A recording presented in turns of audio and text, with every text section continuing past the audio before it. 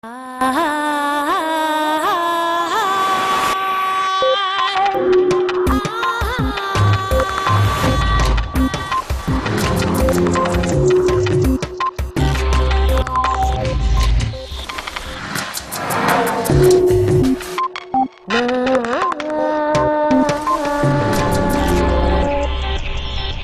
cerebro te enseña un mundo ampliamente coloreado por la vanidad. Cordelia Fine. Vanidoso y ególatra, el cerebro trata de convencerse siempre de la opción más cómoda, de la que concuerda mejor con su propia realidad.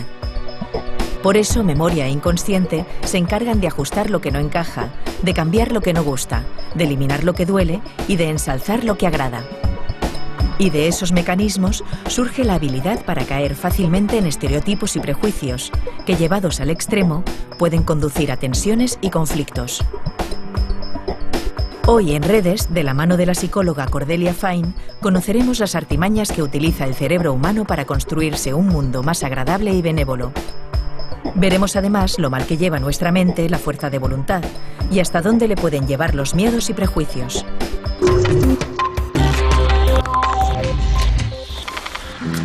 A mí me ocurre como a la experta Cordelia Fine, la protagonista de este programa de Redes. Ella se asombraba de que la gente no renuncie a sus convicciones más profundas, a las que ha heredado del pasado, porque considera que esto es lo que le facilita la vida, lo que le impide darse de cabeza contra la pared. En el programa, Cordelia Fine nos explica todas las triquiñuelas a las que sabemos recurrir justamente para salvaguardar nuestra vida. It's fun.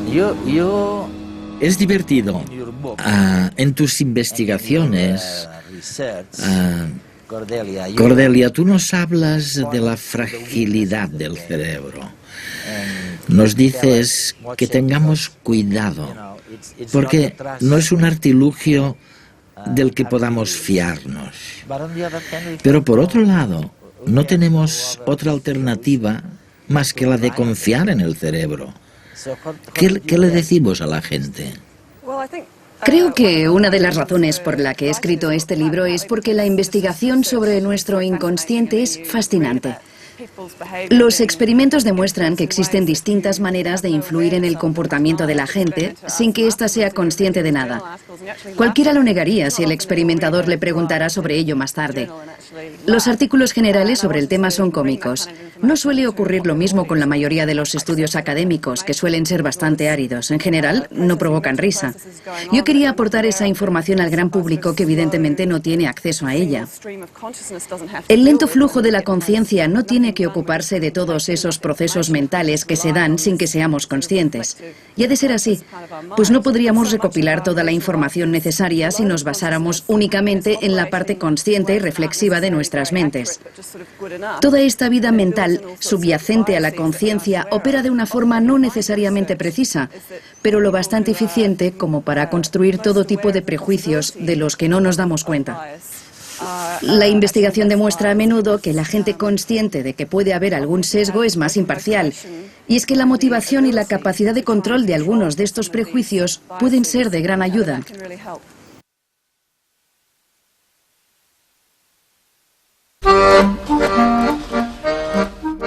Propósitos para el año que viene. Dejar de fumar.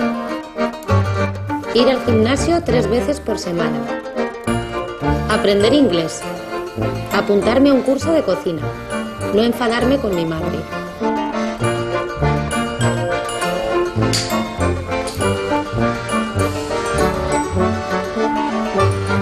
Ay, ya lo dice Cordelia Fine, que la victoria más dura es la victoria sobre uno mismo. Que no es una excusa, que resistir las tentaciones no es nada fácil. Y si no, que se lo digan a nuestro cerebro. De esa parte se encarga nuestro consciente. ¡Mamá! El problema es que ese es uno de los muchos trabajos mentales que tiene. Toma decisiones, traza planes, fija la atención en lo que estamos haciendo. Está al cargo de cualquier cosa que requiera concentrarse. Oye, mamá. Lo que pasa es que al consciente no se le dan demasiado bien las multitareas. Y cuando lo agobiamos con muchas cosas a la vez, se colapsa.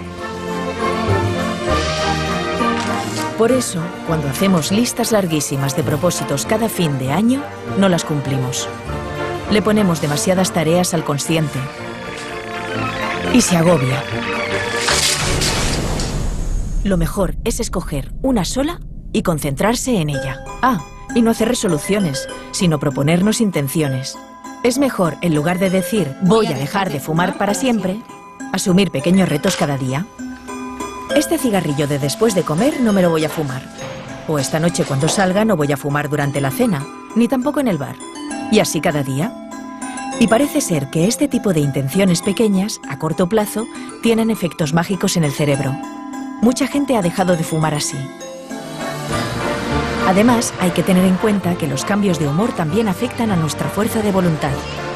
Si nos proponemos hacer régimen pero estamos estresados, nuestro consciente dejará de fijarse en lo bien que nos sentarían un par de tallas menos y se lanzará a por esos dulces. Buscará sentirse bien de manera inmediata y se olvidará de los beneficios que perseguíamos a medio o largo plazo. Así que ya sabemos, pequeñas metas que podamos cumplir cada día y nada de muchos propósitos. Más vale uno y conseguirlo que muchos y fracasar en el intento.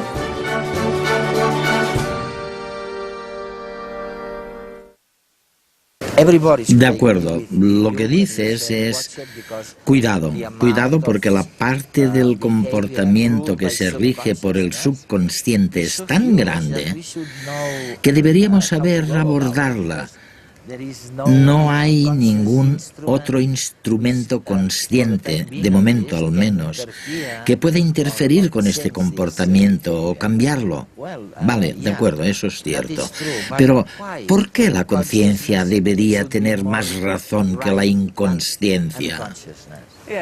Bueno, algunos creen que ciertas decisiones son más acertadas si se toman de forma intuitiva, y otros piensan que deben ser más deliberadas para ser acertadas. ¿Cuáles serían mejores si fueran fruto de la intuición? Bueno, creo que me resulta más fácil decir cuáles probablemente no sean las más acertadas si resultan de la intuición. Hay distintas situaciones en las que es más factible que la información recibida no sea imparcial o que se llegue a juicios sesgados. Por ejemplo, al conocer a otras personas, todos acabamos asociándolas a algún grupo social. Si tenemos una percepción concreta de estas personas, si la mente activa un estereotipo concreto, es muy probable que las percibamos a través de ese prisma estereotipado y que tengamos una percepción sesgada de su comportamiento, de sus habilidades, etc. Si somos conscientes de nuestra vulnerabilidad o de la fragilidad que nos impone el cerebro, ¿qué podemos hacer? Si es que se puede hacer algo. A menudo sabemos de personas que son conscientes de que los prejuicios pueden interferir con sus juicios de valor. En estos casos, suele desaparecer el sesgo. Por ejemplo, la gente tiende a estar de mejor humor cuando hace bueno. Hay un experimento clásico sobre el humor y el tiempo meteorológico, en concreto con los que acostumbran a ir a correr. Si se les pregunta sobre su grado de satisfacción, los que salen a correr los días lluviosos suelen tener una visión de su vida más negativa que aquellos que corren los días de sol. Es un estado emocional que empaña la presunta visión objetiva de la propia vida. Sin embargo, en otra parte del experimento se preguntó a la gente, ¿qué tal el tiempo ahí, donde quiera que se hiciera el experimento? Y en esa ocasión, el aspecto meteorológico no condicionó el estado de ánimo. La razón es que si se advierte a la persona del efecto del tiempo, se le da a entender que podría ser un factor de parcialidad y por eso dicho factor desaparece. No siempre funciona tan bien como en este caso, pero a veces sí. Creo que la investigación tiene que ir en esa dirección tan interesante y ver cómo llevamos a cabo esa supresión del sesgo de la que quizás ni somos conscientes. Porque pienso que cuando no somos conscientes en absoluto de que podrían interferir con nuestros juicios de valor, estamos en una situación muy vulnerable. Gracias a tus investigaciones y las de otros colegas, hoy sabemos que el cerebro enturbia nuestras opiniones a través de una vanidad exacerbada, nuestra propia vanidad. Por ejemplo, activa la intolerancia, o si eres una persona emotiva, exacerba tus emociones. Y lo que yo quería preguntarles es lo siguiente: ¿podemos hacer algo al respecto? Quizás ser conscientes de esas posibilidades. ¿Qué le aconsejarías a la gente? Bueno, es difícil porque escribí el libro pensando que sería más objetiva al acabarlo que al empezar.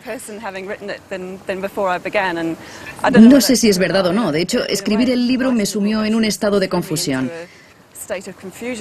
Recuerdo que participaba en una obra teatral de grupo con mis hijos. Se trataba de un grupo muy diverso. Había una señora sudafricana de pelo rubio que estaba hablando con una señora india y le dijo: ¿podrías quitar esos juguetes de en medio? Yo pensé que le estaba hablando con un tono muy autoritario. No lo vi adecuado y me pareció que quizás era racista al considerar que la otra persona no merecía el mismo respeto que ella. Me dije, se está dejando llevar por sus prejuicios inconscientes.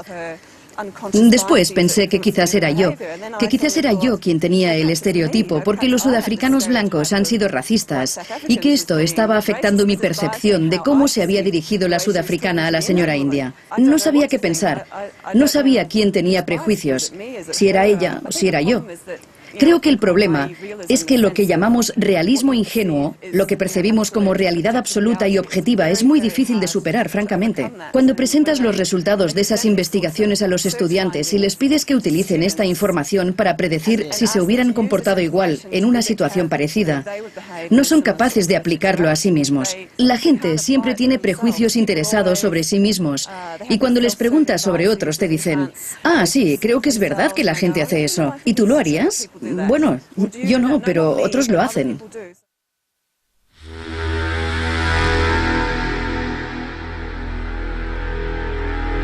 A comienzos del siglo XX se modificaron las fronteras europeas y se creó un nuevo estado, Yugoslavia, en el que se aglutinaban pueblos que no tenían nada que ver entre sí. Los Balcanes eran una olla a presión que estalló en 1991. Durante una década se sucedieron atrocidades. Pero ¿cómo fueron capaces aquellos pueblos de cometer tales actos de extrema violencia y crueldad? Tradicionalmente se habían buscado respuestas a partir de las ciencias sociales. No obstante, ahora se sabe que la neurobiología tiene mucho que decir. En la Universitat Oberta de Cataluña, el grupo multidisciplinar de investigadores del Campus por la Paz estudian qué ingredientes originan los conflictos y de qué manera se pueden resolver e incluso evitar. Participaron como expertos en el conflicto de los Balcanes buscando formas de recomponer el tejido social. Una persona que no es de tu país, que no habla tu lengua, que no es de tu color, que tiene otra cultura, eso rápidamente se desarrollan prejuicios en todas partes. Tenemos un cerebro preparado para desarrollar esos prejuicios facilísimamente, biológicamente. Son sesgos cognitivos, vías rápidas que tiene el cerebro para adquirir información y es necesario. Por eso se desarrolla el conflicto enseguida que creamos grupos que nos parecen distintos al nuestro, ¿no? O por lo menos nos crea cierta reticencia o necesitamos un cerebro racional para decir, bueno, vale, eso significa que puede haber problemas o no, pero hay una propensión al conflicto, una preparación. Cuando ese tira y afloja se rompe, aparece la violencia, la agresividad, y el detonante suele ser el miedo. La cuestión es generar miedo en relación con el adversario, con el que piensa diferente, para poder justificar actos de violencia, actos de represión o incluso entrar en guerra. Si, por ejemplo, viésemos por televisión como una persona de raza negra viola a una mujer blanca y esto se pasa de manera repetida y se hacen comentarios, etc., pues llegará un momento en que la población, en cuanto vea a un negro, lo detendrá o hará lo que sea, ¿no? Es muy fácil de manipular. El miedo es una emoción básica que nos hace reaccionar rápidamente. Una estrategia evolutiva sin la que seguramente hoy no estaríamos aquí. Se genera en el sistema límbico, el llamado cerebro emocional, que comprende regiones como el hipocampo o la amígdala. Esta región del cerebro es la responsable de nuestras emociones, desde las alegrías hasta el amor o las penas. Y es tan poderosa que consigue bloquear el resto de procesos cerebrales. Por eso se usa como arma en las guerras. Por ejemplo, en Sarajevo habían francotiradores. El objetivo era producir terror. Entonces, las víctimas tenían tarifas. La tarifa más baja eran personas mayores, ancianos. La más alta, niños. Y si los dejabas inválidos, doble. Porque produce más dolor en los padres y en la población y más terror que no matar a una persona mayor con muchos problemas y enfermedades, ¿no? Otro caso de los Balcanes. Lo que hacían era sacar una familia completa de sus casas, la mitad a la izquierda, la mitad a la derecha. A una de las mitades le sacaban los ojos en vivo. ¿Quién empieza? Pues es igual, lo hacían todos. Los enemigos, los contrarios, le sacaban los ojos en vivo, los tenían un rato así, delante de sus familiares, y después los mataban. A los otros no los mataban, los dejaban vivos. ¿Por qué? Porque frente a este acto de extrema violencia, huían. Y se lo decían al resto de la población. Y entonces la población huía. Y conseguían el efecto perseguido, que era que vaciasen el territorio.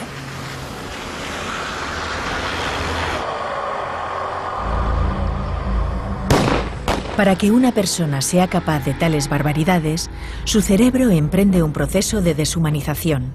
Si deshumanizamos a alguien, lo que estamos es quitándole el identificador de ese es de nuestro grupo, al menos especie humana, y por tanto es más fácil hacerle daño. Para deshumanizar al enemigo hay que tocar al cerebro emocional. Durante la Segunda Guerra Mundial, Estados Unidos presentó a los japoneses como seres que comían pescado crudo, algo considerado repugnante en las sociedades occidentales del momento y que los deshumanizaba a ojos de los americanos.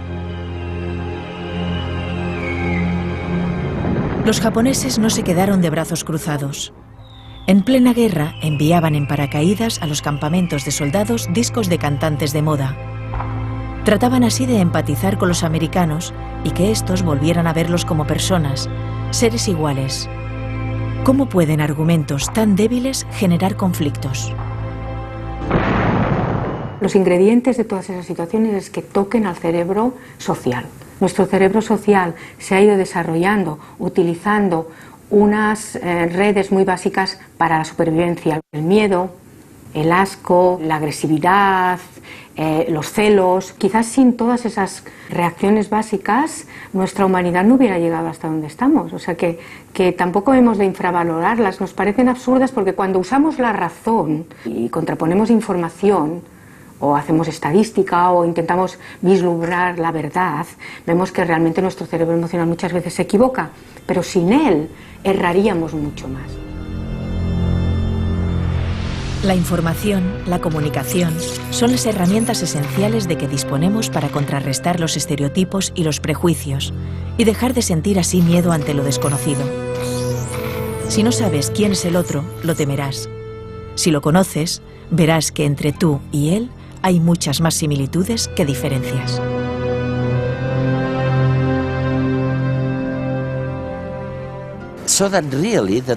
En realidad, las razones verdaderas de nuestro comportamiento siguen siendo oscuras. Tú das muchísimos ejemplos en tu libro. Dame unos cuantos. Bueno, creo que lo que es fascinante es que los psicólogos están empezando a demostrar que algunas de las principales decisiones que tomamos a lo largo de la vida, como con quién nos vamos a casar, qué tipo de trabajo vamos a desempeñar o dónde vamos a vivir, obviamente van a ser una mezcla muy compleja de factores que nos influyen. Por ejemplo, la gente tiene un favoritismo inconsciente por aquello que les recuerda a sí mismos. Es una especie de amor propio inconsciente que nos atrae hacia lo que se parece a nosotros mismos.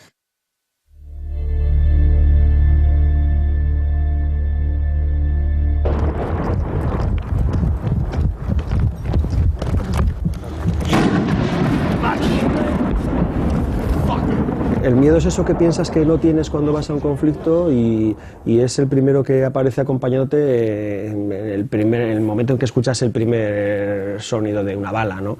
Y desde mi primera experiencia periodística yo he asumido el miedo como el otro miembro del equipo, el tipo que va siempre, esa parte etérea que va siempre contigo, aconsejándote, diciéndote pues que no dobles esa esquina, que no des ese paso, que no sigas mirando a los ojos de manera insolente a ese tipo, lo que sea, ¿no? El miedo es fundamental para volver vivo.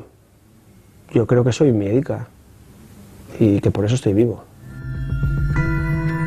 Yo he llegado a pactar con mis secuestradores en Kosovo el aparecer en televisión, reconociendo que habíamos entrado de manera ilegal por la frontera, cosa que no era cierto, pero con el único objetivo de que eso fuera un cheque de vida. Si aparecía en la televisión yo dejaba de ser un desaparecido, ya llevaba 2 días desaparecido, primero en manos de paramilitares que me podían pegar un tiro y fumarse un puro tranquilamente, y luego en manos de la inteligencia yugoslava. Conseguí convencerles de que hicieran conmigo una maniobra de propaganda bélica que para ellos era buena porque me sacaban en televisión, pero para mí era muy buena porque ya todo el mundo sabía que estaba vivo, lo cual tranquilizaba los ánimos, y segundo, en manos de quien estaba, con lo que se ponía en marcha la maquinaria diplomática. Tuve que pasar por el oprobio de tener que decir en televisión que la OTAN está bombardeando lugares civiles, pero mi propio lenguaje gestual, después de 2 días de torturas y de golpes y sin dormir, decía todo lo contrario. Estaba obligado a decirlo porque detrás de esa cámara había 3 tipos de la seguridad con sus metralletas amenazándonos para volver a repetir en inglés lo que ellos querían que dijéramos, ¿no?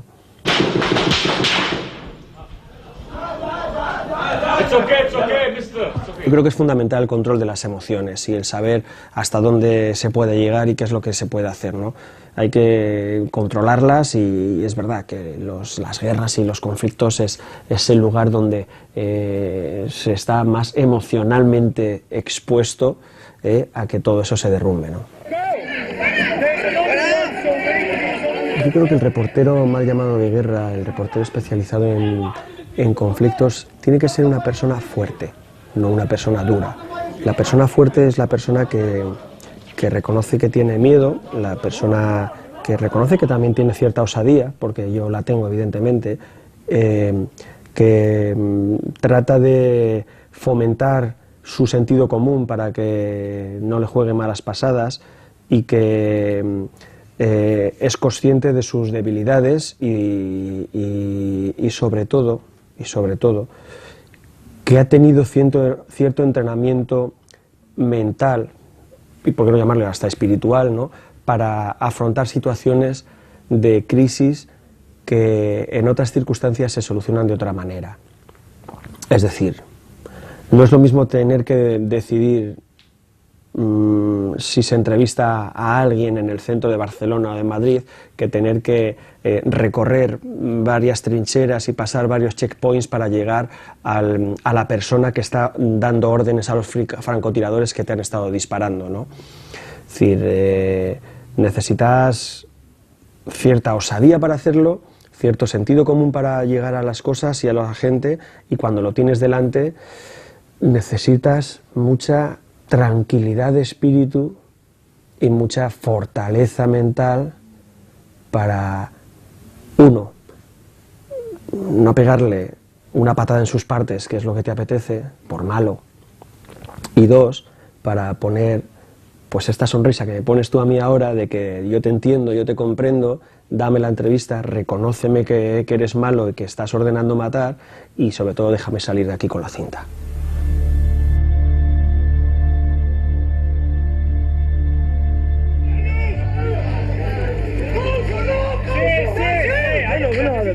Necesito ayuda.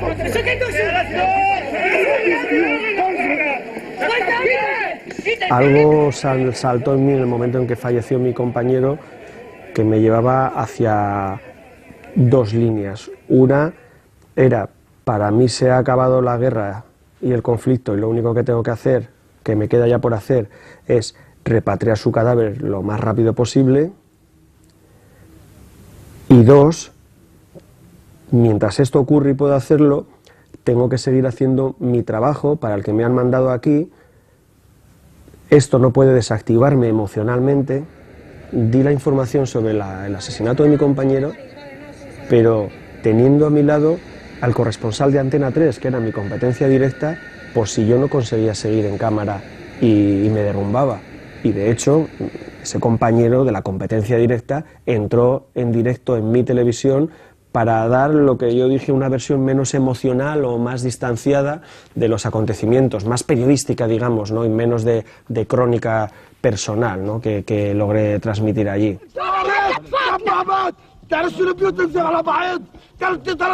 No está reñida la tensión y el estrés con mantener el sentido común.